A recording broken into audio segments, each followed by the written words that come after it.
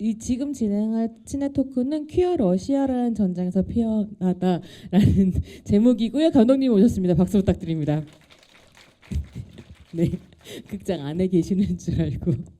네, 오늘 이제 이야기가 저희가 킹덤 감독님을 모시지 않고 사실은 이제 한국적인 맥락 안에서 이 작품을 함께 이야기 나눌 수 있는 사실은 너무 적합하고 또 꼭 모시고 싶었던 분이 김경복 감독님이셨어요. 그래서 작품 보자마자 누구와 이야기를 나눌까 할 때 처음으로 떠올렸던 분이었고요. 흔쾌히 허락을 해주셔서 오늘 이제 이렇게 모시고 이야기를 나눌 수 있게 됐습니다. 뭐 너무 잘 아시겠지만 극영화, 다큐멘터리, 영상 설치 등 다양한 형식을 통해서 퀴어와 소수자, 뭐 성노동자, 탈북자, 수용자 등 말하자면 사회적 시민권을 박탈당한 경계인의 삶을 계속 탐구를 해오셨고요. 양심적 병역 거부 당사자이시기도 합니다. 그리고 2021년에는 그 경험을 다룬 VR 작품인 5.25제곱미터를 공개를 하시기도 했습니다. 그래서 굉장히 다양한 이야기들을 함께 나눠주실 수 있을 것 같은데요. 감독님 이제 숨 좀 돌리셨죠? 네.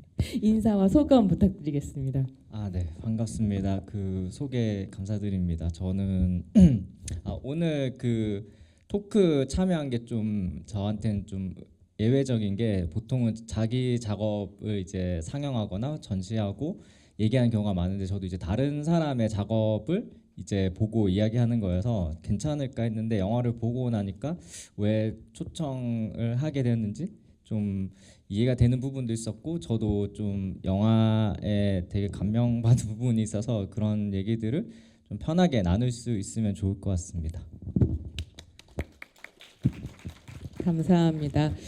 방금 전에 보신 작품은 이제 작품에서도 보셨겠지만 러시아에서 기본적으로 이제 퀴어 탄압이 굉장히 극심한 상황이었었고 그거에 대해서 저항하는 의미로 퍼포먼스를 보여주던 아티스트 지나가 러시아 우크라이나 전쟁이 발발하면서 이제 반전 평화 운동에 참여하게 되고 결국 병역 거부자로서 난민 신청을 하게 되는 이야기를 따라가고 있습니다. 실제로 지금 러시아 우크라이나 전쟁이 굉장히 장기화되면서 셀 수 없이 많은 사람들이 죽고 있고요.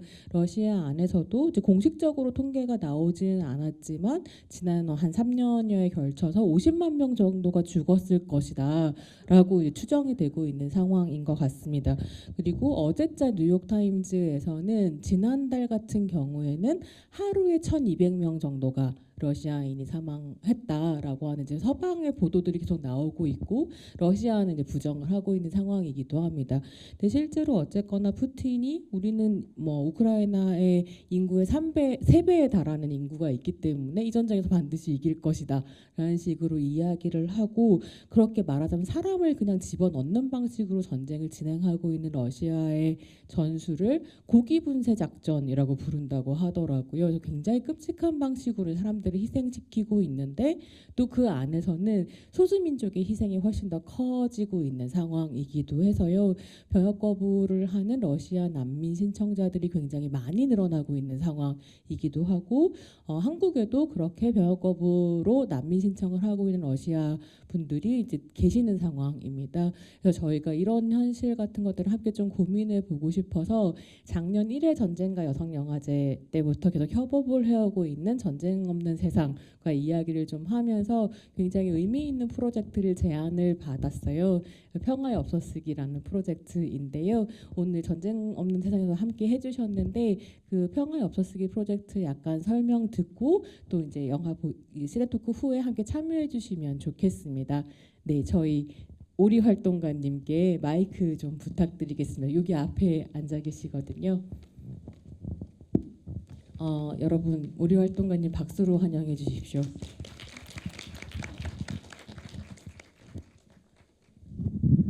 네, 안녕하세요. 앉아서 하겠습니다. 영화가 끝나고도 많이 그 자리를 뜨지 않고 남아서 함께 해주셔서 감사드리고요.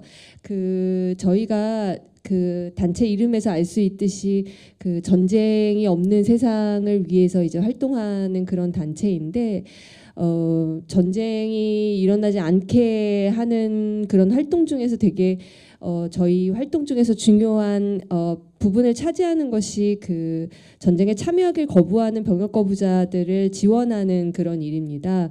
저희가 20년 동안 한국의 병역 거부자들을 지원을 해왔고, 그래서 뭐 대체복무제도 도입하는 그런 성과들도 뭐 아직 갈 길이 멀긴 하지만, 네, 그런 성과들도 있었지만 지금 현재는 그 러시아 병역 거부자들을 지원하는 일도 함께 하고 있어요. 지금 여기에서 그 영화의 주인공인 진아는 프랑스에서 망명에 성공을 했고 프랑스 정부가 받아들여줬지만 한국에서는 망명을 할 수 있는 기회조차 주지 않고 있습니다. 지금은 조금 줄어들었지만 한창 러시아를 줄줄이 떠나서 다른 나라들의 이제 망명을 신청하러 들어갈 때 한국에도 엄청나게 많은 러시아 그 병역 거부자들이 들어왔었는데 한국 정부가 그 사람들을 그냥 공항에다가 내비두고 모른 척해서 그 사람들이 결국은 진이 빠져서 다시 또 다른 제3국으로 나갈 수밖에 없는 그런 전략들을 취했었어요. 근데 지금은 많이 줄어들긴 했지만 작년 2023년만 하더라도 6천 명의 그 러시아 병역 거부자들이 한국 정부에 난민 신청을 한 그런 상황입니다. 그래서 상황이 아직까지도 현재 진행형이다라는 것들을 말씀드리고 싶고, 그래서 오늘은 그 분 중에 한 분 저희가 조력하고 있는 그 병역 거부자 한 분에게 응원한다. 그리고 우리가 한국에 살고 있는 사람으로서 그리고 이 전쟁에 반대하는 세계 시민으로서 평화 애호가들로서 당신을 지지한다라는 그런 내용의 엽서를 그 쓰는 그런 시간을 가지려고 해요. 여기 어디 QR이 띄워져 있다고 그렇게 네, 얘기를 저희 좀. 조금 있으면 백월에 엽서 쓰실 수 있는 QR을 곧 띄우도록 하겠습니다. 네, 그 QR에 들어가시면 저희가 율리우스라는 물론 가명입니다. 그 안전 때문에 그렇게 했는데 그 분에게 엽서를 그 구글 폼을 이용해서 쓰게 되는데 어떤 내용을 쓰면 좋을지까지도 내용이 나와 있어요. 그럼 저희가 그 써주신 것들을 모아서 러시아어로 번역을 해서 그분께 전달할 그런 예정입니다. 그리고 이후에도 아마 티켓을 받으실 때 전쟁 없는 세상의 활동 보고서를 받으셨을 거예요. 그 활동 보고서를 보시고 저희 홈페이지도 들어와 보시고 하면은 그 러시아 병역 거부자들을 지원하고 돕는데 어떤 활동들을 함께 하실 수 있을지 또 아실 수 있으니까 꼭 들어와 봐 주셨으면 좋겠고, 그리고 조금 이따 띄워질 QR을 통해서도 그 러시아 병역 거부자 분에게 많은 지지와 응원의 메시지들을 남겨주시길 부탁드립니다. 감사합니다. 네, 저희가 QR이 준비되는 대로 백월에 이제 띄워질 예정이고요. 띄워지게 되면 다시 한번 소개 말씀드리도록 하겠습니다. 네. 김용목 감독님께서도 전쟁 없는 세상과 여러 관계가 있으신 것으로 알고 있는데요. 이번에 이게 평화협서 같이 하게 된 거 어떻게 생각하시는지 짧게 말씀 부탁드립니다. 네. 저도 방금 소개해주신 오리님과 10대 때부터 이 전쟁 세상을 이제 만나서 제가 아마 뭔가 어딘가에 뭐랄까 회원으로 가장 오래 소속되어 있는 곳인 것 같고요. 네, 여기 되게 굉장히 어려운 상황 속에서도 오랫동안 활동하고 있는 분들이어서 좀 관심 가져주시면 그것도 한번 홈페이지나 이런 데 들어와 보셔서 후원도 가입해 주시면 너무 좋을 것 같고, 저도 이제 병역 거부하면서 굉장히 많이 여러 가지 도움을 받았었는데 그때 이제 수감되어 있을 때 이 지금 말씀해 주신 엽서가 이제 보통 이제 12월 말에 세계 병역 거부자의 날 맞이해서 이제 많이 엽서들을 보내줘요. 한국뿐만 아니고 전 세계에서 이제 오는데 그게 생각보다 안에서 받아보면 굉장히 큰 위안도 되고 힘이 되고 좀 지지를 받는 그런 게 있어서 나중에 이제 이게 엽서 쓰기가 가능하시면 참여해 주시면 다른 나라에 혹은 아까 한국에 계시다고 하셨나요? 네, 한국에 계신 그 분께 이제 큰 힘이 되지 않을까 싶습니다. 네, 박수 한번 부탁드립니다. 네. 지금 저희 백월에 띄어져 있는 저 QR은 관객 만족도 조사입니다. 그래서 오늘 이제 시네토크 이후에 이제 여러 의견들 남겨주시면요, 저희가 혹시 3회를 준비할 수 있게 된다면 3회 영화제 많이 반영을 할 거고요. 다른 한편으로 응원의 말씀 남겨주시면 또 저희가 3회 영화제 준비하는데 도움이 될 것 같습니다. 그리고 토크 중간 중간에 이제 객석에서 질문하실 수 있게 저희가 마이크를 돌릴 텐데요. 질문해 주시는 분들께는 저희 책이 준비되어 있습니다. 동맹의 풍경이라든지 군대에 대해서 말하지 않는 것들, 작년 전쟁과 여성영화제 후기가 들어있는 여성 이론, 그리고 기억서사라는 책까지 전쟁, 젠더, 여성 평화주의 이런 것들을 함께 고민하실 수 있는 책들 준비되어 있으니까요. 질문들 마음에 품으셨다가 함께 해주시면 좋을 것 같습니다. 이제 본격적으로 작품 이야기를 좀 나눠볼 텐데요. 감독님 참 다른 감독이 만든 작품에 대해서 이야기하신다는 게 쉽지 않다, 부담스럽다 이렇게 말씀하시기도 하셨지만 3번이나 보셨대요. 그래서 굉장히 여러 가지 생각 많이 하신 것 같은데요. 작품 어떻게 보셨는지 소감부터 좀 들어보고 싶습니다. 네. 영화가 이제 처음 봤을 때는 굉장히 이제 시각적인 압도감, 굉장히 도발적인 어떤 퍼포먼스에 좀 그런 거 이제 계속 집중을 하다 보니까 했었던 것 같아요. 근데 이제 두 번째 보면서부터 이제 좀 이 진화란 인물의 감정을 좀 더 집중해서 보일 수 있게 되면서 처음 봤을 때보다 훨씬 좀 이 사람이 가지고 있는 이 퍼포먼스 할 때뿐만 아니고 어떤 일상에서의 모습이나 다른 관계들과의 어떤 부딪힘이나 혹은 본인과 이제 좀 친한 어떤 지인들과의 만남 속에서 느껴지는 어떤 감정들을 좀 다양하게 좀 느낄 수 있었던 것 같은데, 특히 이제 퍼포먼스가 처음 봤을 때는 굉장히 이제 뭔가 도전적이고 되게 창의적이고 도발적인 이런 거를 많이 느꼈다고 하면, 두 번째, 세 번째 보면서는 그 안에서 좀 어떤 슬픔과 고통이 훨씬 더 많이 다가왔던 것 같아요. 그래서 이 영화가 일종의 러시아에서 굉장히 이제 억압적인 상황 안에서 살아가는 그 한 퀴어의 생존기이기도 하고, 한 명의 어떤 예술가가 성장하는 모습을 담고 있는 작품인 것 같은데, 그 두 가지 모습이 이제 같이 이제 영화를 두 번 보면서 두세 번 보면서 훨씬 더 좀 다층적으로 좀 느껴졌던 것 같아요. 그래서 나중에 또 보실 기회가 있으면 한 번 더 보시면은 저는 두 번, 세 번 볼 때 훨씬 더 좋긴 하더라고요. 여러 가지 이제 도시 공간이라든지 그 자연이라든지 혹은 퍼포먼스를 통해서 이제 보여주는 모습들과 이런 것들이 좀 더 깊게 울려지는 모습, 그렇게 좀 다가왔던 것 같아서 그럴 수 있으면 좋지 않을까 싶고, 네. 그 좀 개인적으로 제가 이 영화를 만든 사람이 아니기 때문에 할 수 있는 얘기가 좀 제한적일 것 같아가지고 좀 이 영화의 제작기에 관련된 좀 인터뷰라든지 좀 내용들을 많이 인터넷으로 좀 검색을 하고 좀 보고 왔기 때문에, 나중에 뭐 궁금하신 게 있으면 제가 아는 선에서는 좀 말씀을 드릴 수 있지 않을까 싶습니다. 너무 죄송한 게 어저께 밤에 새벽 3시까지 리서치를 하셨다고. 그래서 또 이제 이것저것 물어봐 주시면 감독님이 대신 답해 줄 수 있는 게 있지 않을까 싶기도 합니다. 네, 이 다큐멘터리 자체가 처음에 시작이 어쨌든 러시아의 드래킨의 퍼포먼스를 좀 따라가고 싶었지만 상황이 바뀌면서 이렇게 이야기가 흘러갔다라는 이야기를 감독님께서도 해주셨는데요. 지금 러시아 내에서의 퀴어 상황도 굉장히 안 좋은 것이 현실입니다. 그러니까 푸틴의 입장은 기본적으로 퀴어 인권을 이야기하는 것 자체가 서방의 특별한 문화권의 어떤 문화 정도로 이제 이야기를 하면서, 이게 우크라이나 전쟁을 시작함과 동시에 반전 이꼴 서방 이꼴 LGBT로 연결되는 어떤 담론이 국가에 의해서 형성된 상황이라고 해요. 그래서 LGBT 극단주의자라는 표현이 등장을 하고, 그래서 이제 2023년 7월에는 푸틴이 공무서상 성별 변경 및 성악정 수술을 불허하는 법에 서명을 했고, 같은 해 11월에 러시아 대법원이 LGBT 인권 옹호 활동을 사회적이고 종교적인 증오를 조장하는 어떤 극단주의를 규정하면서 올해 같은 경우에는 게이바를 운영하는 사장님이 이제 체포당하는 이런 상황까지 연결되어 있는 상황이어서 퀴어 인권 현실도 너무 안 좋은 거죠. 그러다 보니까 제가 이 작품을 보면서 굉장히 주목할 수밖에 없었던 것은 진아의 그냥 퍼포먼스 자체가 그냥 어떤 옷을 입고 어떻게 걷는다라고 하는 것 자체가 굉장히 위험하고 또 매우 급진적인 어떤 퀴어 미학이 된다라고 하는 점이었었던 것 같거든요.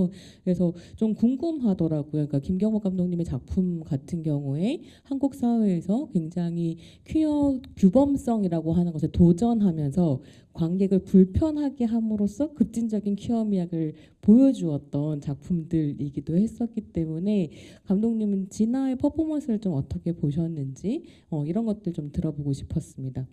그 말씀 주신 것처럼 그 지나가는 퍼포먼스가 뭐 일종의 드랙 퍼포먼스이기도 하지만 사실 저희가 일반적으로 봐왔던 드랙이랑 좀 차이가 있는 것 같아요.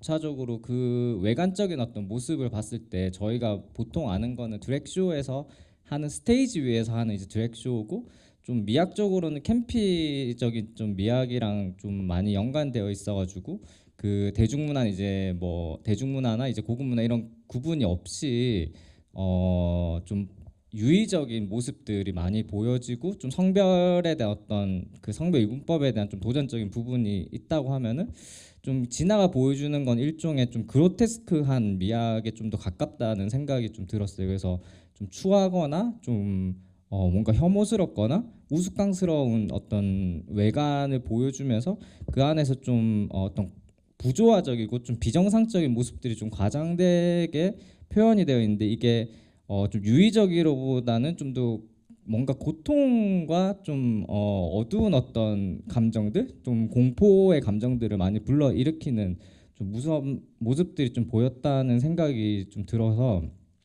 일반적으로 이제 외관적으로 저희가 봤던 드랙이랑 좀 차이가 그런 모습들이 있지 않았나라는 생각이 들어서 이거 일종의 이름을 붙이자고 하면 좀 그로테스크 퀴어 드랙인가 뭐 이런 좀 생각을 했었던 것 같고 그 다음으로 좀 이분이 이제 이런 이제 코스튬과 메이크업을 하고 등장하는 공간들이 또 일반적인 스테이지가 아니라는 게 굉장히 중요했던 부분 중에 하나인 것 같아요. 이게 러시아 사회 내에서 보여질 수 있는 여러 공간들을 좀 보여준 것 같은데 하나는 이제 그 마가단에서 옷을 입고 초반에 이제 등장했을 때 그 슈퍼마켓에서 쫓겨나는 장면이 있는데 그게 이제 또 모스크바에 가서 또 슈퍼마켓 장면을 의도적으로 또 배치를 했던 것 같은데 그때는 또 주변 사람들이 그냥 사진 찍거나 인사하고 호기심 있게 쳐다보는 식으로 이제 보여지기도 하고 또 지하철 내에서도 이제 일종의 그 퍼포먼스가 하나의 뭔가 관심을 불러일으킬 수 있는 사람들이 사진을 찍고 이런 모습들을 보여주면서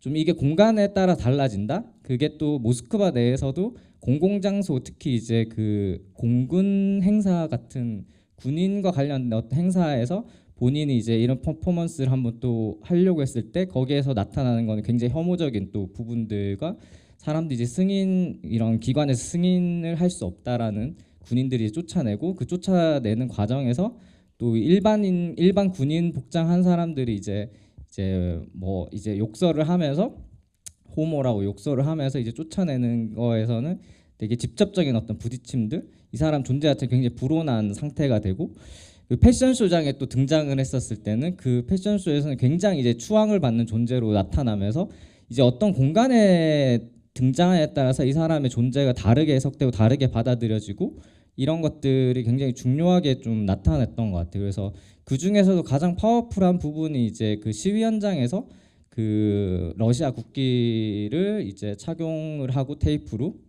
이 테이프로 이제 착용한 것도 굉장히 이제 이 사람의 어떤 감정이 좀 많이 좀 느껴졌던 것 같아요. 이게 굉장히 답답함을 좀 보여주는 부분이 있는 것 같아서 압박 붕대를 막 감은 것처럼.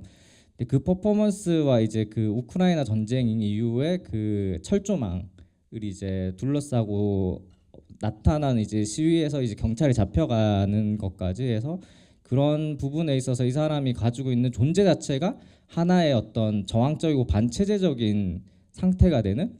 그래서 인터뷰를 보니까 자기는 시위 현장에서 구호를 외칠 필요가 없다. 내 존재 자체가 이미 메시지다라고 얘기하는데 굉장히 적절한 이야기가 아닐까 싶었습니다. 네. 저는 작품을 보면서 했었던 고민 중에 하나는 또 그런 부분이 있었던 것 같아요. 그러니까 글로벌한 대중문화 안에서 이제 드랙 퍼포먼스라고 하는 것이 사실 저희에게 되게 친숙하게 다가오는 장은 약간 드랙 레이스 같이 완전히 상품화되고 주목을 끄는 어떤 장치가 되는 이런 이제 부분도 있고, 그래서 상품성과 만나게 되는 부분이 분명히 있고, 또 다른 한편으로는 요즘에 한국 대중문화 안에서 그런 얘기 굉장히 많이 하는데 퀴어 베이팅이라는 말을 쓰듯이 퀴어라고 하는 게 어떤 균열이라거나 위험이라거나 이런 식의 이상함이 더 이상 아니고 이제 개성으로 소비되는 어떤 상황들이 펼쳐지고 있잖아요. 이럴 때 도대체 급진적인 퀴어 미학이라는 걸 우리가 말할 수 있나? 이런 고민 같은 것들이 좀 있기도 했거든요. 그래서 이 작품 속에서 진아가 보여주는 이런 식의 아주 급진적인 존재론이자 미학이라고 하는 것들에 대한 김경묵 감독의 아티스트로서의 의견 이런 것도 좀 궁금하다 이런 생각이 있었습니다.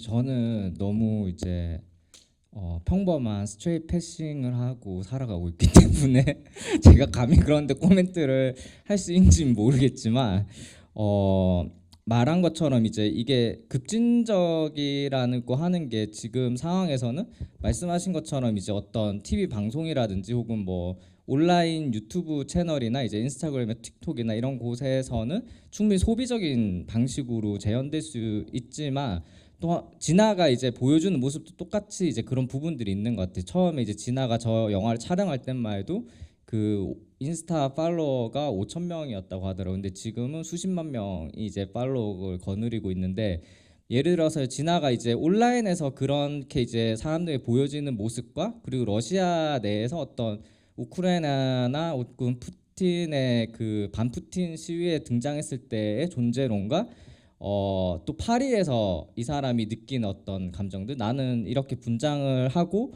이렇게 다른 모습으로 있어도 파리에서는 나는 아무렇지 않은 그냥 여러 사람 중에 한 명이 될 수 있다라고 얘기하는데 이 사람이 어떤 공간에 어떤 장소성 안에서 자기가 위치 지연에 따라서 굉장히 불온한 존재가 되기도 하고 어떤 면에서는 이 사람이 자체가 어떤 관심의 중심에 설 수 있는 좀 인플루언서로서 존재할 수 있는 것 같아요. 그래서 그 급진성이라는 게 어떤 하나의 맥락 속에 있는 게 아니고 이 사람이 가지고 있는 사실 최대 급진성 어찌 보면은 러시아 내에서 존재했을 때 있었을 것 같아요. 그리고 그 러시아 내에서 특히 이런 시위 현장이나 이런 곳에 있을 때 가장 뭐 그런 급진성이과 어떤 불온함이 드러나는 공간이었던 것 같은데 저 개인적으로는 그럼에도 불구하고 저분이 인스타와 틱토커로서 그리고 파리에 가서 행복하게 그래도 자기 존재로 온전한 인정을 받고 지지를 받는 공간에 있는 것이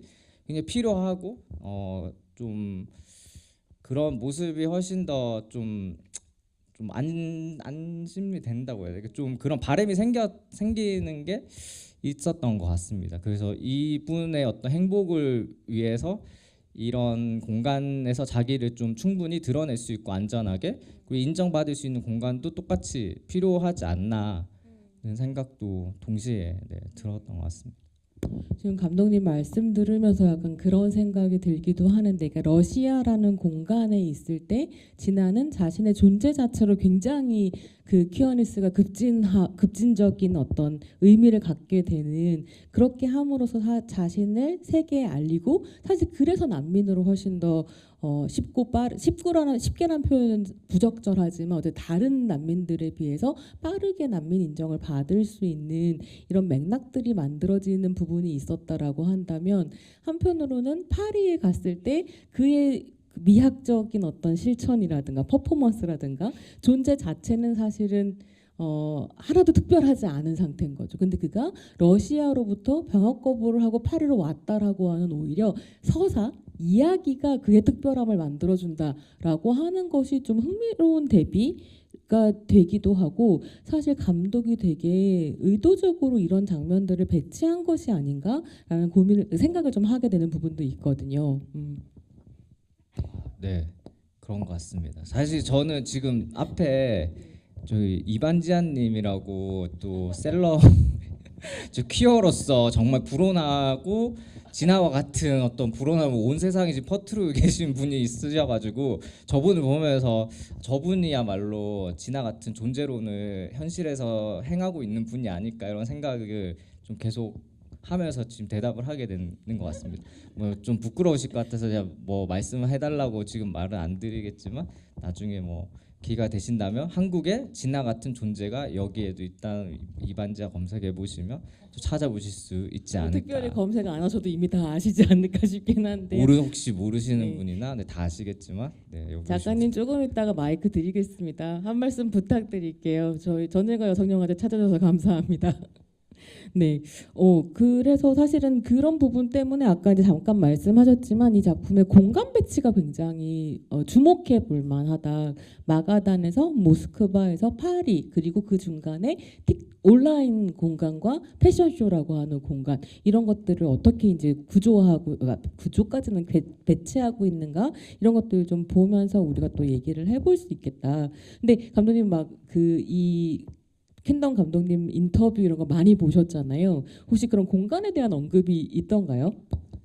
네, 일단 그 영화 잠깐 그래도 좀 제작기를 살짝 말씀드리면은 처음에는 이제 감독님이 그 러시아에서 활동하는 드랙에 관한 그래서 러시아 전반적으로 드랙을 하시는 분들이 리서치를 하고 있었는데 그 와중에 지금 이제 나온 이제 진아 씨를 만나게 됐고 이분이 당시에는 굉장히 활동 초창기였어요. 그래서 영화 초반이 이제 막 알려졌다기보다는 이제 막 활동을 본격적으로 하기 시작할 때쯤이었고 그때 이제 이 사람의 하는 어떤 퍼포먼스라든지 이런 것들에 굉장히 이제 감명을 받아서 다른 많은 이제 드랙을 하시는 분들보다 이 사람 초점 맞추고자 해서 한 명만 이제 팔로우를 하기 시작하면서 영화가 이제 이쪽으로 이제 가게 됐다고 하더라고요. 그래서 그 이후에 사실 이 영화가 굉장히 놀라운 지점 중에 하나는 이 진아라는 한 인물 퀴어로서도 있지만 어떤 한 예술가로서 퀴어 예술가로서 이 사람이 막 시작하던 때쯤에 이제 시작을 했다는 게 되게 좀 놀라운 지점 중에 하나인 것 같아요. 그래서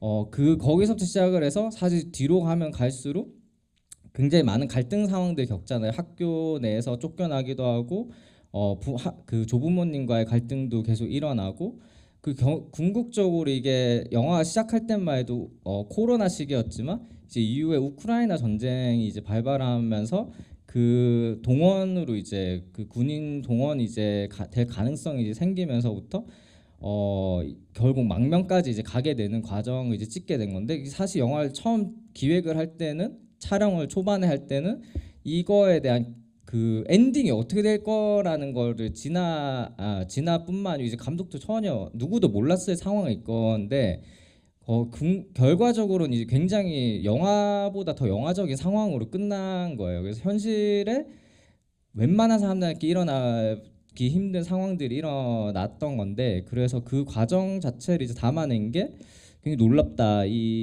어떻게 보면 우연들에 의해서 마지막까지 이 망명까지 간 것이기도 하지만 진아라는 존재가 어찌 보면은 러시아 사회에서 더 이상 생존할 수 없는 상태였을 수 있겠다. 처음부터 좀 그런 생각을 많이 하게 됐고 그 지역에 관해서 이제 마가단에 관한 얘기가 좀 많이 있었는데 마가단 같은 경우에 이제 영화의 초반에 설명이 이제 인터뷰 형식으로 인터뷰는 아니고 이제 그 율리아라는 사람의 입으로 많이 얘기가 되는데 그 지역이 이제 서쪽에서 동쪽에서 아마 그 일본이랑 가까운 쪽에 있다고 들었어요. 그래서 일본 가까운 쪽에 있고 그 도시가 굉장히 이제 그 외진 곳이라고 그 보면 이제 굉장히 풍경적으로 반바지만 입어도 네. 손가락질 당하는 곳이라니까요. 그렇죠. 그래서 그런 이제 외진 곳이기도 한데 특별히 거기 지역이 좀 특징적인 게 그 스탈린 시대에 그 지역에 이제 굉장히 많은 수용소를 만든 공간이라고 해요. 그래서 그 지역에 있는 사람들이 대부분 그 수용소와 관련되어 있는 어떤 일을 한다든지 혹은 그 지역의 사람들이 그 이후에 어떤 세대들이어서 그 수감자이거나 이런 관련된 사람들이 굉장히 많아서 이제 초반에 이 지역의 특색을 얘기할 때 이런 문화들이 이런 억압적이고 규율에 굉장히 예민한 이런 부분들이 이 지역 자체에 그냥 퍼져 있는 상황이다. 처음엔 약간 한국의 뭐 경상도랑 비슷한가 생각을 했는데 사실 그렇게 비교할 수 없을 정도 굉장히 독특한 굉장히 그 도시에서도 멀리 떨어져 있기도 하고 일반적인 러시아 사람들 예를 들어서 모스크바에 사는 사람들 같은 경우에 그 마가단에 사는 사람을 볼 기회가 거의 없다고 하더라고요. 그래서 감독 같은 경우도 러시아 사람이긴 하지만 지금은 다른 나라에 살지만 그 사람도 처음 만난 사람이 마가단 출신의 사람이 이 진아였고 그리고 두 번째 만난 사람이 프로듀서가 이제 이 마가단 출신인데 그 프로듀서도 이제 마가단에서 어린 시절에 이 퀴어인데 그 프로듀서도 그 굉장히 그곳 성장하면서 어려웠던 경험들이 있어서 그 도시가 영화 속에 보면 이제 모스크바를 그냥 대조적으로 이제 보여주는 몇 가지들인데 하나가 이제 뭐 그런 되게 뭐 여러 간접적으로 스쳐 지나간 것들이 이제 뭐 물고기를 잡는 그런 것들도 굉장히 옛날 방식으로 이제 하는 게 있고 총기가 나온다든지 이 아름다운 자연 풍경과 더불어서 이제 일종의 대조적으로 그런 그 사람들 사는 모습 중에 이제 그런 것들이 있고 길거리를 지나가면서 이제 뭐 아파트 단지에서 싸운다든지 그 뭔가 폭행을 또 아파트 단지를 이제 지나가는데 뭐 폭행을 이제 당한 장면들처럼 그 지역 자체가 가지고 있는 그런 폭력적인 이제 강도가 굉장히 센 모스크바도 뭐 그 진아의 말을 빌리자면 러시아라는 나라 자체가 감옥 같은 나라다라고 할 정도 이제 모스크바도 쉽지 않은 그런 반동성애 반 LGBT 그 선전법이 이제 지금 나올 정도로 이제 어려운 상황이지만 마가단 자체가 굉장히 극단적인 어떤 환경 속에 놓여 있는 그 속에서 그 진아라는 인물이 뭔가 탄생하고 자신의 어떤 그런 재능과 그런 창조성을 이렇게 펼쳐 보인다는 것 자체가 어떻게 보면은 굉장히 놀라운 어떤 모습이지 않을까 싶습니다. 네. 제가 어저께 관련 기사를 하나 봤는데 지금 그러니까 러시아 내부에서 특히나 이제 이런 마가단과 같은 지역에서 테러가 급증하고 있다는 거예요. 근데 그게 러시아 국가 내에서 대테러를 담당하고 있는 정보국이 LGBT 급진주의자를 단속하는데 너무 총력을 기울이고 있어서 테러에 대응을 못한다라고 자국 안에서 평가가 나올 정도로 지금 뭔가 LGBT와의 전쟁을 또 다른 전쟁을 벌이고 있는 건가 이런 생각이 좀 들기도 하는 정도라서 러시아 상황은 정말 걱정이 되는 부분이 있다 이런 생각이 좀 들기도 했습니다. 이제 약간 병역 거부 이야기를 좀 해보고 싶은 부분이 있는데요. 감독님 병역 거부 당사자로서 또 이제 작품을 보시면서 여러 가지 생각하셨을 것 같기도 한데 개인의 어떤 병역 거부의 이유, 그러니까 퀴어로서 병역 거부를 한다는 것의 의미는 무엇이었는가 이런 것들도 좀 이야기 나눠주시면 좋을 것 같습니다.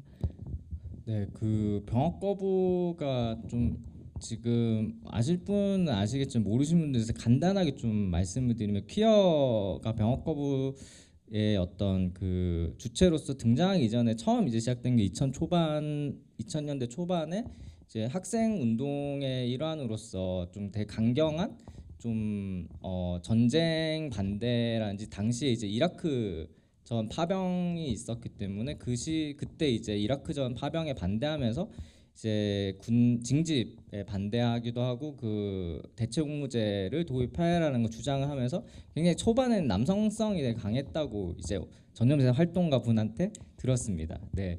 그러다가 이제 2000년대 중후반부터 이제 퀴어들이 굉장히 많이 나오기 시작했어요. 그 사람들 같은 경우에는 꼭 운동권이 아니고 본인의 뭐 그 전에 어떻게 보면은 반전의 맥락이라든지 평화주의의 맥락이 더 강했다고 하면은 이후에도 항상 그거 가지고 있긴 하지만 그런 맥락들은 좀 더 이제 남성성에 대한 혹은 군사주의에 대한 좀 비판이라든지 군대 내의 그런 폭력이나 위계 질서에 관한 어떤 그 문제 제기를 하면서 여 안에서 이제 퀴어가 더 이상 존재할 수 없는 사실 자신의 존재를 부정해야지만 살아남을 수 있는 그런 공간이기 때문에 이후에는 굉장히 퀴어들이 많이 이제 나왔다고 알고 있고 현재까지 이제 병역 거부를 한 사람이 저도 이제 오늘 한번 여쭤봤는데 그 전염 활동가분한테 한 100명 정도밖에 안 된다 그러더라고요. 그 물론 이제 비공식적으로 하는 사람도 많겠지만 공식적으로 이제 본인의 그런 이름이란지 이런 걸 얘기하면서 이제 한 사람이 그 정도 되는 걸로 알고 있는데 여호와의 증인을 제외한다면 그 중에서 이제 퀴어 비율이 굉장히 높다고 합니다. 그래서 뭐 정확하게는 알 수는 없지만 한 10% 이상은 이제 퀴어들이 병역 거부를 하고 있고, 최근에는 더더욱 이제 그렇게 이제 본인의 그 정체화를 퀴어로 정체화하신 분들이 병역 거부를 많이 하고 있는 걸로 알고 있고요.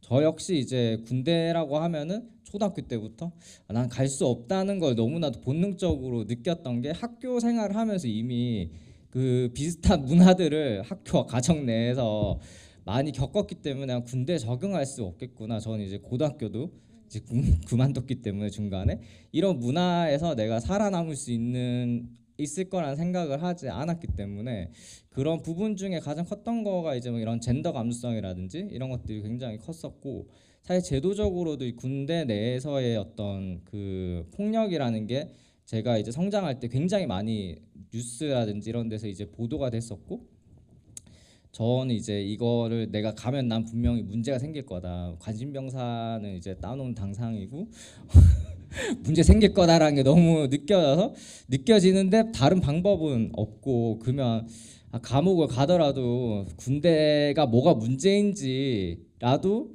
세상에 한번, 사회에 한번 얘기라도 하거나 갈 수 있으면 하는 바람이 있어서 이제 병역 거부를 오랫동안 이제 고민하고 이제 하게 됐었습니다. 그래서 그 지금의 이제 병역 거부 같은 경우는 이제 대체복무제가 있지만, 어쨌든 그 마찬가지로 군대 내에서 이제 생활을 해야 되기 때문에 퀴어들한테는 굉장히 위협적인, 법적으로도 이제 그 군형법에 96조 8항인가요? 그 개간법이 이제 있어가지고 그 군형법 자체로도 이제 존재가 이제 합의된 동성 간 성행위도 이제 불가능하고, 이제 동성애자라든지 혹은 퀴어로서 그 안에서 자기 존재를 이제 지우지 않고는 살 수 없는 공간이기 때문에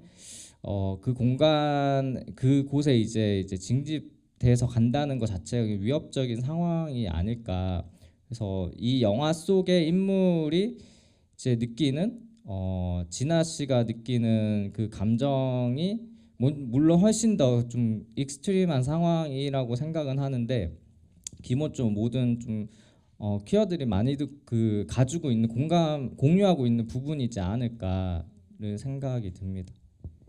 어떻게 보면 퀴어들이 자신의 커밍아웃을 하면서 퀴어로서 병역 거부를 하겠다라고 이야기를 하면서, 또 한편으로는 병역 거부 운동이 군사주의가 강요하는 어떤 정상성이라고 하는 것에 굉장히 적극적으로 목소리를 내는 또 하나의 운동이 되기도 하는, 이런 부분들이 맞물려 있는 것 같기도 하고요. 그래서 전쟁 없는 세상에서 또 여성 병역 거부도 운동도 하고 있어서 그런 의미들을 같이 좀 생각해 볼 수 있지 않았을까, 뭐 이런 생각이 들기도 합니다.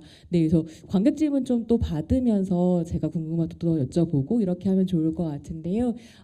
손을 들어주시면 저희 마이크 준비되어 있고 저희 책 선물도 준비되어 있습니다. 저기 검정색 티셔츠 입은 분부터 부탁드리겠습니다.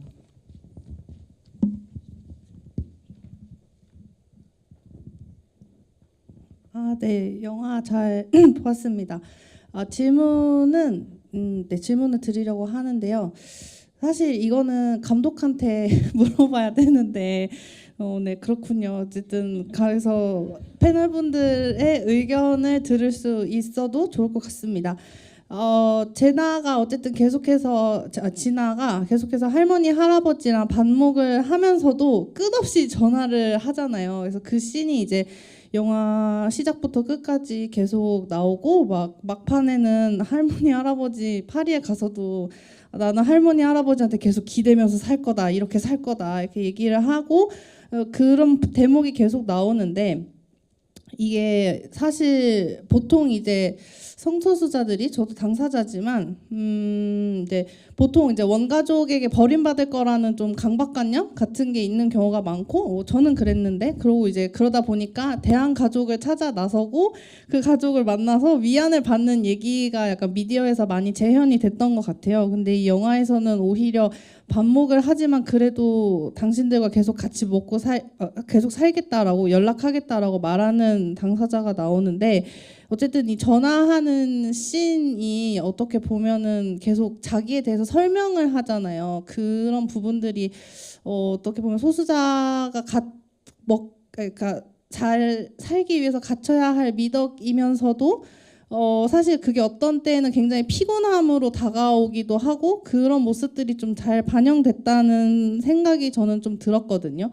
그리고 어떻게 보면은 약간 자기 선언적인 것 같기도 하고 나는 계속 이렇게 살겠다라는 그런 주문을 외는 것 같기도 했는데 어쨌든 이게 보통의 미디어와는 반대되는 퀴어가 가족이랑 관계를 맺는다는 점에서 반대되는 혹은 다른 모습의 재현이기는 한데 재현이 아니죠. 죄송합니다. 그래서 할머니 할아버지와 끈을 놓지 않는 것에 대해서 어떻게 보셨는지 혹시 뭐 감독이 코멘터리 한 게 있었는지 뭐 그런 점들이 궁금합니다.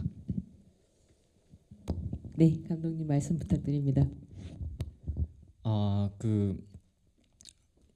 저는 이게 굉장히 중요하게 나오잖아. 조부모님과의 관계가 되게 중요하게 그려지고 영화가 사실 찍힌 게 한 400분이나 400시간 이상 이제 찍혔다고 하는데 400시간 정확히 모르는데 350시간이라고 해도 굉장히 많은 분량에서 1시간 40분으로 이제 줄인다는 건 어떤 명확한 원칙에 의해서 편집을 한 건데 그 중에서 이제 할아버지 할머니와의 관계가 굉장히 중요하게 다뤄졌던 것 중에 특히 그 가족 관계 안에서 이제 다뤄졌는데 어머니 존재나 아버지 존재는 드러나지 않고 이제 중간에 그 고아 상태라고 했나요? 뭐 정확한 용어는 기억 안 나는데 고아로 이제 어떤 그 퇴학당할 때 이제 이런 멘트들이 나오는데 그 얘기를 봤을 땐 부모님이 현재 안 계신 상황이고 이제 그 어머니 쪽 가족이 이제 걷어들여서 이게 그 할아버지 할머니가 이제 키워신 것 같고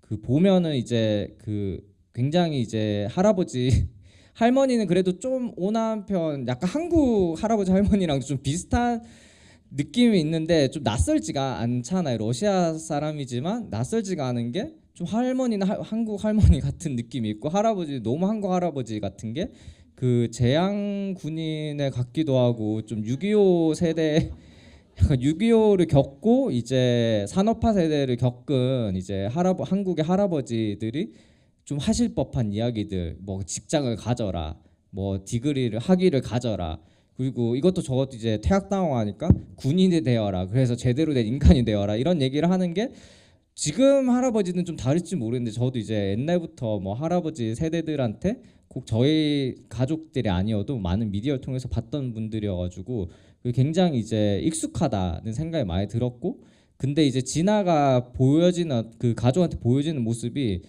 되게 예민하고 좀 화가 나 있는 부분이 있잖아요. 항상 그 할아버지 할머니랑 이야기를 할 때 네, 그런 게 이제 보다 보면은 굉장히 사실은 이 두 사람한테 너무 인정을 받고 싶고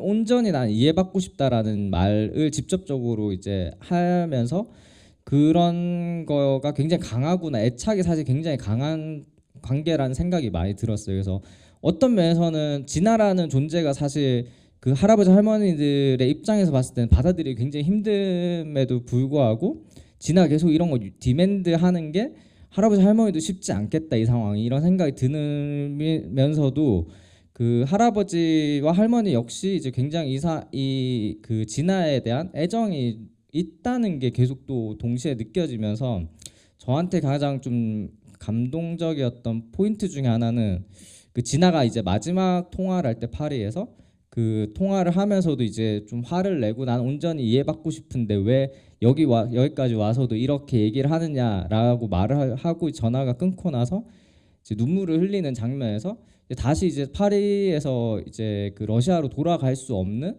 상황이 되었을 때의 감정들이 좀 많이 느껴지면서 그때 좀 그 조부모님에 대한 그 감정이 좀 이전과는 좀 다르게 표현이 된 순간이었던 것 같아요. 그래서 그런 부분이 굉장히 인상적으로 좀 다가왔었고 사실 제가 감독의 말을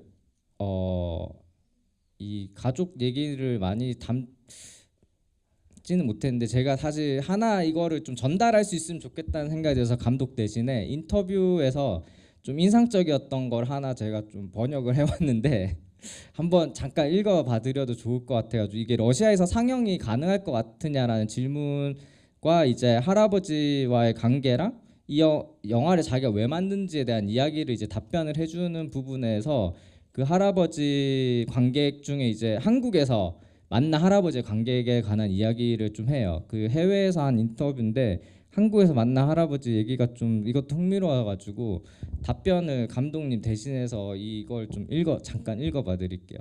러시아에서 영화 상영할 수 있을까라는 질문에 일단 답을 하는 건데 러시아에서 이제 새롭게 도입된 퀴어 혐오적인 법안들 때문에 상영되기가 굉장히 어려운 상황이지만 나와 프로듀서는 상영할 방법을 찾기 위해 노력 중이다. 이 영화를 제작하는 동안 난 항상 러시아 관객들을 위해서 만들고자 했다. 특히 젊은 세대들을 위해서 말이다. 그들이 혼자가 아니라는 희망의 메시지 전하고 싶었다. 나의 프로듀서 이고르는 진아와 마찬가지로 마가단에 살았다. 그는 만약 어린 시절 동성애자로서 이 영화를 보았다면 자신 유년기는 완전히 달랐을 것이라고 말했다. 자신은 비정상이 아니고 괜찮은 사람이라고 이해할 수 있을 것이라고 말했다.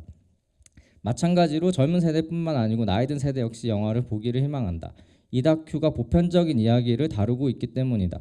전 세계를 돌며 퀸덤을 상영하고 질의응답을 가졌을 때 관객들은 진아와 그녀의 할아버지, 할머니 관계 안에서 그들이 지닌 가족 간의 갈등을 보았다고 했다. 최근 난 한국에서 영화를 상영한 후 대담을 가졌다. 그때 한 나이 든 한국인 남성 관객이 손을 들고 한마디를 했다. 제게 이 다큐멘터리는 보기가 굉장히 힘들었습니다. 왜냐하면 제가 진아의 할아버지와 완전히 똑같은 인물이라는 것을 알게 되었기 때문입니다. 그 한국인 남성의 반응 하나만으로도 내가 왜 영화를 만드는 것인지 그 이유를 말할 수 있을 것 같습니다. 이런 답변을 박수 한번 했습니다. 부탁드립니다. 이걸 새벽 3시까지 번역하시면서 읽으셨습니다. 저는 또 그런 이제 감독님 말씀하신 그 우는 장면이 저한테 되게 크게 다가왔는데 굉장히 여러 가지 의미에서 아마 할아버지의 에피소드, 그러니까 조부모님의 에피소드는 들어갈 수밖에 없었을 것이다라고 생각하면서도 그 장면에 딱 이르러선 전 그런 생각도 들었습니다.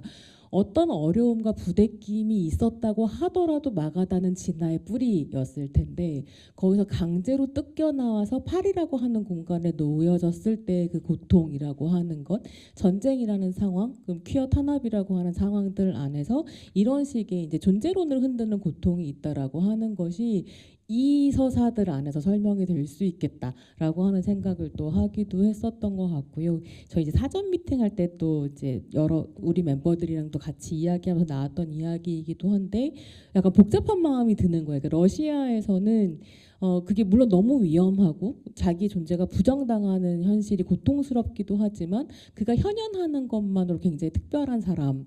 이기도 했었던 건데 파리에서 노네임이 됐을 때에 그는 또 어떤 복잡한 심경들을 겪었을까. 안전하고 그리고 이제 정말 내가 휴먼이다라고 하는 걸 인정받았다라는 뭐 평화도 있었겠지만 한편으로는 다시 자기를 이제 특별한 존재로 증명해내야 되는 과정들이라고 하는 것에 굉장히 이제 정체성의 혼란 같은 것들이 있지 않았을까? 뭐 이런 이야기들을 다 담을 수 있는 진화를 구성하는 하나의 요소로서 조부모님의 이야기도 있었겠다. 그리고 마가단이라고 하는 공간의 특수성과 더불어서 어쨌든 저는 그런 것 좀 그러니까 주목해서 보게 됐었는데요. 이 할아버지가 체현하고 있는 그 구소련을 경험한 사람으로서의 남성됨이라고 하는 것과 진아의 완전히 다른 논바이너리 정체성이 이렇게 대비되는 모습들도 굉장히 작품의 주제 중에 하나를 구성하고 있는 것 아닐까 뭐 이런 생각이 들기도 했습니다. 네, 또 저기 하얀색 옷 입으신 분 하고 앞으로 내려오겠습니다.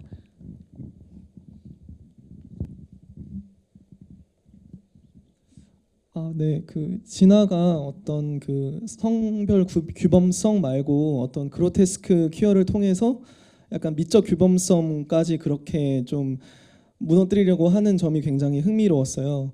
근데 영화를 보다 보면은 사실 남들의 시선이나 이런 게 되게 많이 나오잖아요. 이 진아가 어쨌든 퍼포먼스를 한다는 것 자체가 남들한테 사실 보여지는 게 사실 그 퍼포먼스의 완성인 건데 사실 그거를 그러니까 보여지기 위해서 퍼포먼스를 하지만 사실 남들한테 보여지는 것이 진아한테 굉장히 공포스러운 거잖아요. 왜냐하면 그 시선이라는 것 속에서 어떤 차별이라든지 혐오적인 시선도 섞여 있을 테고 어떤 처벌의 위험성이 있을 수도 있고 그렇기 때문에 이 영화에서 어떤 타자의 시선이라는 것이 굉장히 이중적인 성격을 갖고 있다고 띄고 있다고 생각을 했어요.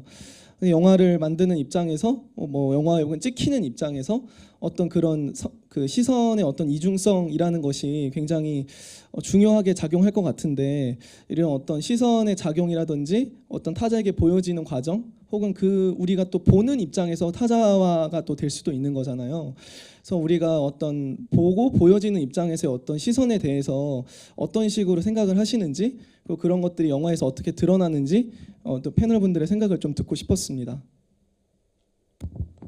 이게 저희 사전 미팅할 때도 굉장히 고민했었던 부분이기도 한데요. 이게 주목 경쟁 시대에 틱톡이나 이런 식의 SNS가 있기 때문에 진화가 스스로 보여지는 대상이 됨으로써 그 시선을 활용할 수 있고 전혀할 수 있는 부분들이 그를 살린 것도 있지만 한편으로 완전히 이제 상품 경제 안으로 휘말려 들어가는. 그래서 아까 할아버지와의 관계 안에서 구소련 말씀을 드렸었는데 할아버지가 도저히 이해할 수 없는 건 진화의 퀴어함이기도 하지만 동시에 자본주의 시장 경제이지 않을까라는 생각을 하기도 했었거든요. 근데 이 시장 경제가 사실은 너무 극단화되면서 이제는 물건이 없는 상태에서 모든 게 상품화 돼버리고 진화의 존재 자체도 볼거리가 돼버리는 거에 대한 거부감과 이해할 수 없음이 있었겠다.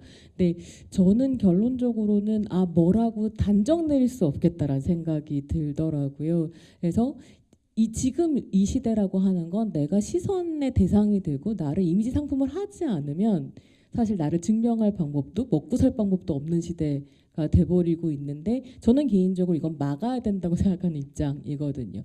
그러니까 무언가 쓸모가 있는 일을 하고 쓸모가 있는 것을 생산함으로써 나의 존재를 증명하지 않아도 됐었던 시대가 어느 정도는 회복되어야 되지 않을까라는 고민을 온라인 연구자로서 갖고 있어서 이 정도까지 전 말씀드릴 수 있을 것 같은데 그런 시선을 다루시는 이제 아티스트로서는 어떻게 생각하시는지 좀 들어보고 싶습니다.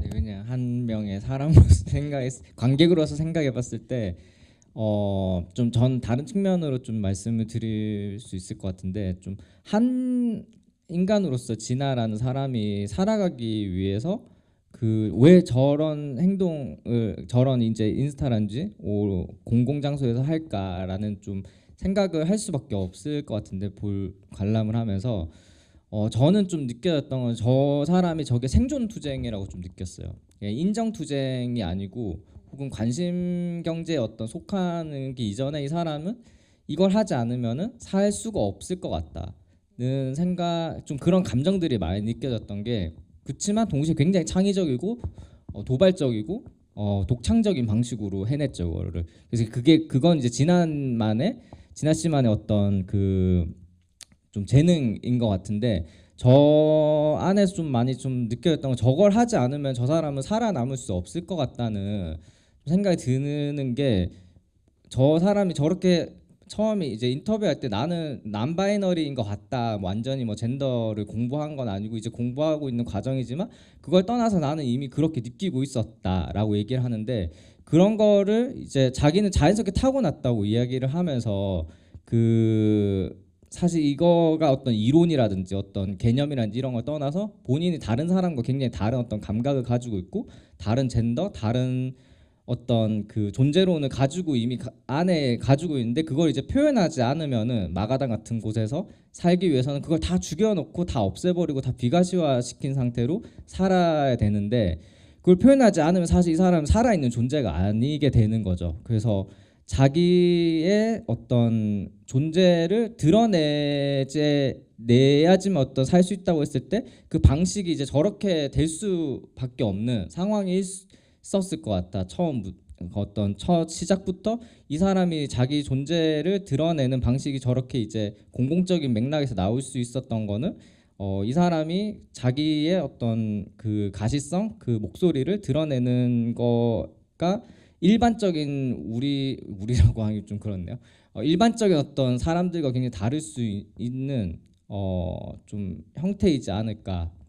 그래서 저는 좀 생존 투쟁에 가까웠다. 지금은 좀 프랑스에서의 하는 퍼포먼스나 이런 것들은 좀 다른 맥락이 됐을 수도 있겠지만 러시아 그것도 이제 마가단이라는 도시에서 이 사람이 했던 모든 것들은 그래서 이 사람이 온라인 어떤 틱톡이라든지 인스타그램을 통해서 했던 행위들이 이 사람한테 굉장히 숨통을 트이는 밖의 공간은 그 이 사람 칭칭 갖고 있는 이제 철사라든지 테이프라든지 이런 것들처럼 자신이 그냥 조이고 있는 어떤 고통스러운 환경이었다고 하면은 온라인이 어떤 면에서는 이분한테는 이제 해방적인 공간, 순간적이나마 좀 혹은 할아버지 말들처럼 그 라이크가 좋아요가 다 환상이라고 하더라도 이 사람이 살아가는데 굉장히 필요했었던 어떤 지지와 응원이 관심이 아니었을까 하는 생각을 좀 하게 됩니다. 그러니까 사실 저 같은 경우는 제가 너무 SNS 좋아하는 관종이어서 약간 근데 감독님 설명을 듣고 나서는 좀 다른 층의 여러 가지 층의 것들로 이것을 설명할 수 있고 있어야겠다라는 생각이 좀 들기도 했고요. 이 타이밍에서 너무 싫어하셨지만 이반자 작가님께 잠깐, 왜냐면 저는 사실은 이렇게 호명을 할 예정이 아니었습니다, 작가님. 근데 이미 이름이 한번 등장했기 때문에 마이크를 안 드리는 것도 예의가 아니다. 네, 먼저 사과의 네. 말씀부터 드리겠습니다. 많이 또 작업하시는데 관련되어 있는 질문일 수도 있을 것 같아서 관련된 코멘트나 아니면 자유로운 말씀 부탁드립니다. 네, 안녕하세요. 이관주입니다. 오늘 헤테로 여성으로 영화관에 왔는데 아우팅 감사합니다.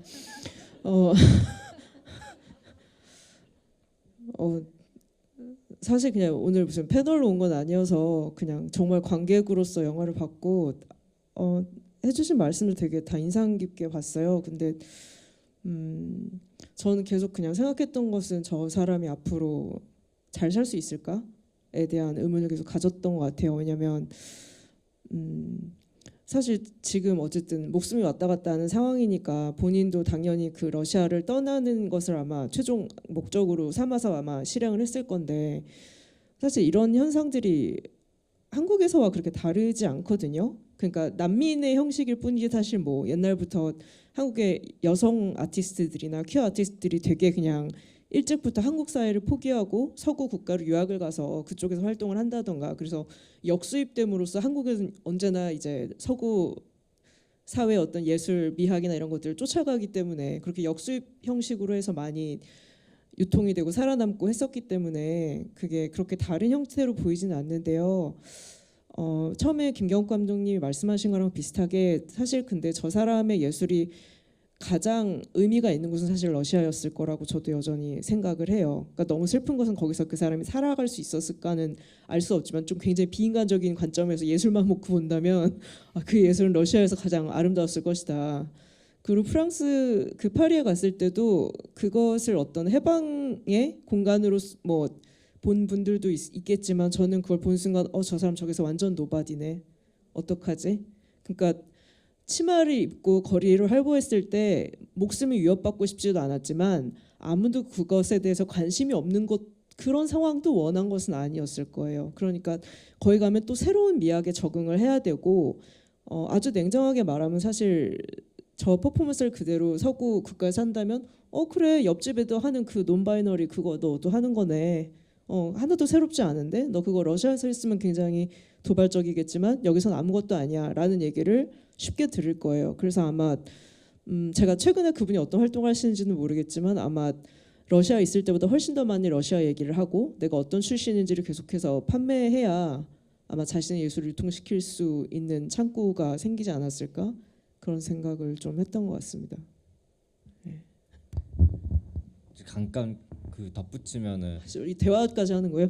아니요 네 아니 너무 답변 그 말씀해 주셔서 네, 감사하고요. 예. 네 그 대화는 아니겠지만 그냥 아까 그 난민 얘기하셨을 때 사실 아까 병역거부 얘기하면서 좀 첨언할까 했던 건데 그 사실 병역거부자 중에서도 이제 난민으로 이제 해외 간 경우들이 많이 있고 그걸 오픈돼서 한 사람 중에 이제 뭐 이해단님이나 그런 분들 이제 파리는 아니고 프랑스에 이제 가서 병역 거부를 하면서 난민 신청을 받게 됐고 또 이제 퀴어들 중에 특히 이제 난민으로 해외에 이제 병역 거부자로서 간 경우도 굉장히 많아서 말씀해주신 것처럼 이제 이 진아의 경우가 사실 한국과 생각보다 멀리 있지 않다. 그런 걸 좀 말씀을 드리고 싶어. 이게 그렇게 많이 알려지진 않았지만 알게 모르게 이제 해외로 이제 병역을 문제로 이제 이슈로 이제 난민 신청을 하고 받아들이는 경우가 많기 때문에 한국도 난민 어떻게 보면 일정 부분 수출하는 국가이기도 한 것 같고 뭐 진아 씨의 이제 최근 근황을 말씀드리면 파리에서 이제 거주하면서 퍼포먼스를 굉장히 활발하게 하고 계시고 네, 뭐 인스타가 있더라고요. 좀 찾아보니까 그래서 인스타를 보면 뭐 팔로워도 굉장히 많으시고 굉장히 활발하게 그 활동을 하고 계신 걸로 알고 있습니다. 네. 네, 두 작가님께 박수 한번 부탁드리겠습니다. 그리고 박수 치신 김에 잠깐 QR 안내를 드리면 바깥쪽에 있는 것은 만족도 조사, 저희 3회 영화제 개최에 도움이 되는 만족도 조사, 안쪽에 있는 것은 저희가 오늘 지금 나누고 있는 이 마음을 또 러시아 병역 거부자 난민 신청자분과 나눌 수 있는 의미 있는 QR 이렇게 두 개 QR을 안내해 드렸습니다. 네, 여기 앞에 요 안경 쓰신 분 부탁드립니다. 아, 네. 저는 주제가 아까랑 좀 달라져가지고 눈치가 보이는데 가족 얘기 질문을 다시 드리고 싶었어요. 그 감독님께서 말씀하셨듯이 저도 영화 보면서 아 이거 굉장히 한국적인 가정이다 생각을 했거든요. 그래서 진아의 얘기에 더 뭔가 감정이 대입이 됐는데 너무 익숙한 상황이어서 특히 인상 깊었던 장면이 모닥불에서 진아랑 친구가 대화를 할 때 진아가 이렇게 얘기하잖아요. 할아버지가 계속 여자랑 결혼해서 여기서 살라고 얘기하는 것을 푸념하는 장면에서 진아가 이해는 못해도 지지해줄 수 있지는 않냐라고 얘기를 하는데 굉장히 뭔가 키어라면은 할 법한 생각이잖아요. 굉장히 공감이 많이 가는 생각인데 그 친구는 연도 끊지 않고 사랑해 주시는 거 아니냐. 그러니까 그것이 어떻게 보면은 이해하지 않고 지지하는 그들의 사랑의 방식일 수도 있다라는 얘기로 들렸거든요. 그래서 뭔가 이해하지 않고 지지가 가능할까? 이거는 그냥 어떠한 욕심일까? 그러니까 이 사람이 절대 그 할아버지가 절대 변하지 않을 거라고 생각하는 그 너무나 명백한 현실에서 그래도 좀 희망찬 미래를 보기 위해서 타협 안으로 우리가 가족에게 하는 기대일까? 욕심일까? 하는 생각이 들었어요. 그래서 뭔가 이해 없는 지지랑 가능할까? 만약 가능하다면 그게 어떤 형태로 나올 수 있을까? 혹은 지지에 있어서 이해는 너무 필수적인 요소일까? 라는 것에 대해서 어떻게 생각하시는지 듣고 싶습니다. 저에게 주신 질문이 아니어서요. 네. 사실 뭐 어려운 질문인 것 같은데 이게 특별히 이제 가족 관계이기 때문에 이런 게 양립되고 있는 상황이 아닐까 싶어요. 어떻게 보면 애증의 관계로서 이런 모순적인 감정인 거잖아요. 이 사람의 존재는 이해할 수 없지만 그럼에도 불구하고 너가 잘 되길 바라고 행복하길 바란다는 마음이 동시에 있는 거잖아요. 이 조부모님 마음, 특히 할아버지의 마음이. 그래서 이런 거가 일반적인 친구 관계나 뭐 다른 관계에서는 잘 모르겠지만 그 가족 관계에서 좀 드러나는 거가 아닌가 좀 생각이 듭니다. 그래서 끊을래야 끊을 수 없는 관계였을 때 이제 특히 이제 뭐 어른의 입장에서 이제 유사 자녀를 이제 바라보는 마음이 좀 그런 상황이 아닌가, 이 감정이 좀 그런 좀 생각이 들고, 그 장면, 그 모닥불 장면, 이건 좀 다른 얘기긴 하지만 개인적으로 되게 좋아하는 장면인데, 진아가 거의 보면은 영화 내내 무표정하거든요. 혹은 되게 좀 약간 화가 나 있기도 하고 예민한 상태의 얼굴을 가지고 있는데, 그 웃는 장면이 딱 두 장면 정도 있었던 것 같아요. 영화 전체에서. 하나가 그 모닥불 장면에서 뭐 인생이 다 X 같다 이런 얘기를 하는데 Life sucks 이런 대사였던 것 같아요. 그래서 막 소리치면서 그때 한번 웃고, 이게 그 친구 사이에 있었기 때문에 또 그런 웃음이 가능했던 것 같고,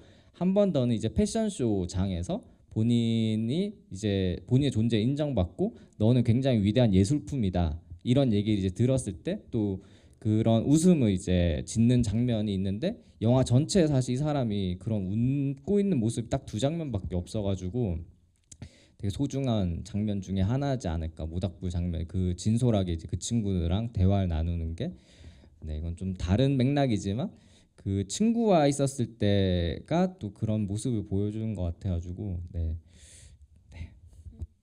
근데 저는 질문 주시는 걸 들으면 그런 생각이 들었었던 것 같아요. 이해할 수 없지만 지지하는 건 굉장히 힘들지만 이 작품을 보면 이해할 수 없지만 사랑하는 건 가능하구나. 그래서 조부모님도 그렇지만 사실 진아도 마찬가지로 생각하거든요. 조부모님을 이해할 수 없죠. 도대체 왜 저렇게 시스젠더 헤테로 왜 저래? 막 이런 생각 들 텐데 그래도 조부모님을 사랑한다라고 하는 거 우리가 느낄 수 있었던 것 같다. 네, 저희 이제 시간이 다 돼가지고요 마무리를 해야 될 텐데 다시 한번 설문조사 QR과 엽서쓰기 QR 말씀드리고요. 전쟁 없는 세상에도 많은 관심 가져주셨으면 좋겠습니다. 감독님 이제 마지막 인사 말씀 부탁드립니다. 아, 네, 이번 영화제 전 작년에 관객으로 왔는데 이번에 패널로 와서 좀 뜻깊었던 것 같고, 영화제 주제가 굉장히 특정적이잖아요. 전쟁과 여성이라는. 그래서 그런 이제 주제로 영화를 이제 이렇게 몰아서 보기가 쉽지가 않은데, 저도 어제 오늘 오면서 좀 그런 이런 군사주의와 젠더의 이슈들 이런 것들 좀 고민할 수 있었던 시간이 되고 있어서 되게 좋은 것 같고, 여러분에게도 좀 그럴 수 있는 시간이기를 바라겠습니다. 행사 네, 하시느라 고생 많으시고요. 네, 끝까지 남아주셔서 감사드립니다. 박수 부탁드립니다. 네, 저는 또 이제 감독님 모시고 또 여러분들과 함께 이야기를 나누면서는 퀴어 미학이라고 하는 것이 100 아니면 0인 것이 아니고 모 아니면 도인 것이 아니다. 한국이 러시아 파리의 이 그라데이션 어딘가에 있어서 굉장히 유연하게 이것들을 판단해야 하는 문화적이고 정치적인 지형 안에 있다라고 하는 고민을 좀 해소할 수 있는 자리가 저한테는 개인적으로 됐었던 것 같습니다. 네, 그래서 끝까지 자리 함께 해줘서 너무 감사드리고요. 다 함께 박수 치면서 마무리하겠습니다. 감사합니다.